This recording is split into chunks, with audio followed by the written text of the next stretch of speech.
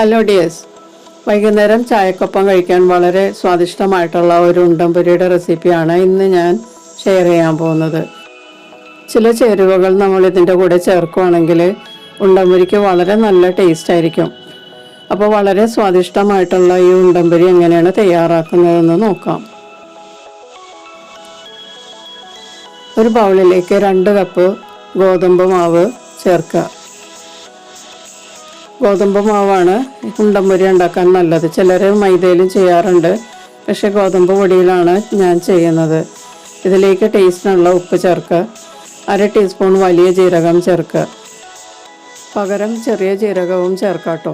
ഇനി ഇതിലേക്ക് 1/2 teaspoon baking സോഡയും കൂടി ചേർത്തിട്ട് നല്ലതുപോലെ ഒന്ന് മിക്സ് ചെയ്ത് കൊടുക്കുക. ഇതിലേക്ക് ഇനി 1/2 കപ്പ് ഉരുക്കിയ ശർക്കര ചേർത്ത് കൊടുക്കാം. 200 ഗ്രാം ശർക്കര മെൽറ്റ് ചെയ്തതാണ് ഞാനിപ്പോൾ ചേർത്തത്. അത് 1/2 കപ്പ് അളവിലാണ് ചേർത്തിരിക്കുന്നത്. എന്നിട്ട് ഈ പൊടിയുമായി നല്ലതുപോലെ ഒന്ന് മിക്സ് ചെയ്ത് കൊടുക്കാം. ഇനി മാവ് നല്ലതുപോലെ നനഞ്ഞു കിട്ടാൻ വേണ്ടിയിട്ട് നമുക്ക് വെള്ളം ചേർത്ത് കൊടുക്കാം. ഞാനിപ്പോൾ ആദ്യം 1/4 കപ്പ് വെള്ളം ചേർത്തിട്ട് ഒന്ന് കുഴച്ച് നോക്കാം. ചപ്പാത്തി മാവിൻ്റെ അളവിലാണ് നമ്മളിത് കുഴച്ചെടുക്കേണ്ടത്. ഇപ്പോൾ 1/4 കപ്പ് വെള്ളം കൂടി ചേർത്തിട്ട് നമുക്കൊന്ന് കുഴച്ച് നോക്കാം. ഇപ്പോൾ ഇത് പുട്ട് പാകത്തിലേ ആയിട്ടുള്ളൂ. അവിടെ കട്ടയൊക്കെ ഉണ്ട്, നമുക്ക് കുഴച്ചെടുക്കാൻ ബുദ്ധിമുട്ടാണ്. അതുകൊണ്ട് ഞാൻ 1/4 കപ്പ് വെള്ളവും കൂടി ചേർക്കുവാണ്. അപ്പോൾ ഈ മൊത്തത്തിൽ ഞാനിപ്പോൾ 1/2 കപ്പ് വെള്ളം ചേർത്തിട്ടുണ്ട്. 1/2 കപ്പ് അഴിപ്പിച്ച ശർക്കരയും നമ്മൾ ചേർത്തു. അപ്പോൾ മൊത്തത്തിൽ 1 കപ്പ് വെള്ളമാണ് ഞാൻ ചേർത്തിരിക്കുന്നത്. നിങ്ങൾക്ക് വേണമെങ്കിൽ 1 കപ്പ് വെള്ളത്തിൽ 200 ഗ്രാം ശർക്കര അഴിപ്പിച്ചിട്ട് അരിച്ചതിലേക്ക് ചേർക്കാം. ഇതിപ്പോൾ കറക്റ്റ് കൺസിസ്റ്റൻസിയാണ്. നമ്മൾ കറക്റ്റായിട്ട് കുഴച്ചെടുത്തു. കണ്ടോ, കുഴച്ചെടുത്ത മാവിലേക്ക് കുറച്ച് തേങ്ങാക്കൊത്ത് വറുത്തത് ചേർത്ത് കൊടുക്കാം. 1/4 കപ്പ് അളവിൽ തേങ്ങാക്കൊത്ത് വറുത്തതാണ്, അത് ഇതിലേക്ക് ചേർത്ത് കൊടുക്കാം. തേങ്ങാക്കൊത്ത് വറുത്ത് ബാക്കി വന്ന എണ്ണയും കൂടി ഇതിലേക്ക് ചേർക്കാം. തേങ്ങ വറുത്ത എണ്ണ ചേർക്കുമ്പോഴേക്കും ഈ മാവിന് നല്ല മാർദ്ദവമായിരിക്കും, ഉണ്ടം പൊരിക്ക് നല്ല ടേസ്റ്റ് ആയിരിക്കും. ഇതിലേക്ക് 1 ടീസ്പൂൺ വെളുത്ത എള്ള് ചേർത്ത് കൊടുക്കാം. നിങ്ങളുടെ കൈകളിലുണ്ടെങ്കിൽ മാത്രം ചേർത്താൽ മതി, ഓപ്ഷണലാണ്.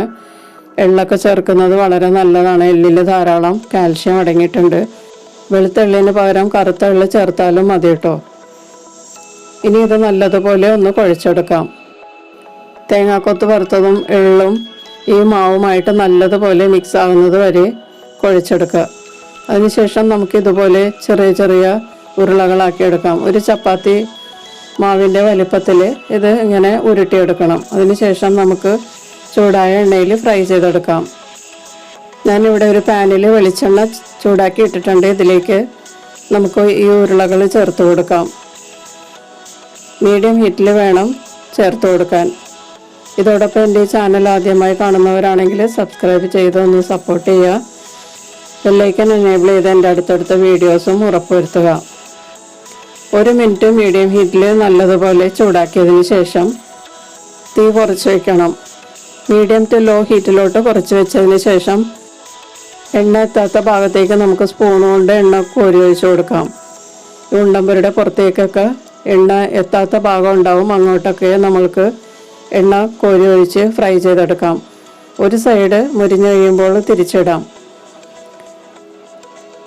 മീഡിയം ഹീറ്റിൽ തന്നെ ഫ്രൈ ചെയ്യുമ്പോൾ ഇതിൻ്റെ ഉള്ള് വേഗമില്ല, പുറം കരിഞ്ഞും പോകും. അതുകൊണ്ടാണ് 1 മിനിറ്റിന് ശേഷം ഇത് കുറച്ച് വെക്കാൻ പറഞ്ഞത്. ബാറ്റർ കുറച്ചുകൂടി ലൂസാക്കുകയാണെങ്കിൽ ധാരാളം എണ്ണ കുടിക്കും. അതുകൊണ്ടാണ് ചപ്പാത്തി മാവിൻ്റെ അളവിൽ നമ്മൾ ടൈറ്റാക്കി കുഴച്ചെടുക്കുന്നത്. ചായക്കടകളിലുമൊക്കെ ഇതുപോലെ കട്ടിയിലാണ് കുഴച്ചെടുക്കുന്നത്. എല്ലാ ഭാഗവും നല്ലതുപോലെ മുരിഞ്ഞതിന് ശേഷം നമുക്ക് എണ്ണയിൽ നിന്ന് മാറ്റാം. ഇപ്പോൾ ഉണ്ടംപൊരി എല്ലാം നല്ലതുപോലെ മുരിഞ്ഞിട്ടുണ്ട്. നമുക്കിത് എണ്ണയിൽ നിന്ന് മാറ്റാം.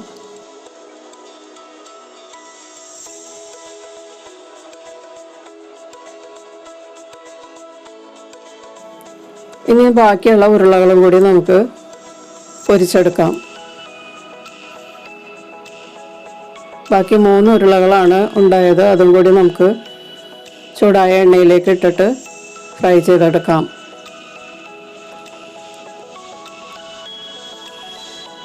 ഇപ്പോൾ ആ 2 കപ്പ് പൊടി കൊണ്ടുണ്ടാക്കിയ ഉരുളകളെല്ലാം ഉണ്ടംപൊരിയായി പൊരിച്ചെടുത്തിട്ടുണ്ട്. വളരെ സ്വാദിഷ്ടമായിട്ടുള്ള ഒരു ഉണ്ടംപൊരിയാണിത്. കടകളിൽ നിന്ന് വാങ്ങിക്കുന്നത് പോലെയല്ല, ഇതൊരു പ്രത്യേക ടേസ്റ്റാണ്. പുറം നല്ല ക്രിസ്പിയും ഉള്ളിൽ നല്ല സോഫ്റ്റുമാണ്. ഇതേ രീതിയിൽ ഉണ്ടാക്കുകയാണെങ്കിൽ എണ്ണ അധികം കുടിക്കില്ല, എണ്ണ കുറവായിരിക്കും ഇതിൻ്റെ ഉള്ളിലൊക്കെ. അല്ലെങ്കിൽ നമ്മൾക്ക് കടയിൽ നിന്ന് വാങ്ങിക്കുകയാണെങ്കിൽ നമ്മൾ കൈ കൊണ്ടൊന്ന് പ്രസ് ചെയ്യുകയാണെങ്കിൽ എണ്ണ നന്നായിട്ട് നമ്മളുടെ കയ്യിലാവും. ഇത് പക്ഷേ അധികം എണ്ണ കുടിക്കില്ല, പക്ഷെ നല്ല ടേസ്റ്റുമാണ്. പുറം ഭാഗം നല്ല ക്രിസ്പിയാണ്, ഉള്ളിൽ നല്ല സോഫ്റ്റുമാണ്. ഇത് കഴിക്കുമ്പോൾ തേങ്ങാക്കൊത്ത് വറുത്തതൊക്കെ കിട്ടുമ്പോൾ നല്ലൊരു ഫീലാണ് കേട്ടോ. അപ്പോൾ എല്ലാവരും ഒന്ന് ഇതുപോലെ ഒന്ന് ട്രൈ ചെയ്ത് നോക്കുക. വീഡിയോ ഇഷ്ടപ്പെട്ടാൽ ലൈക്ക് ചെയ്യാൻ മറക്കരുത്. നമുക്ക് മറ്റൊരു റെസിപ്പിയുമായി വീണ്ടും കാണാം. Thank you.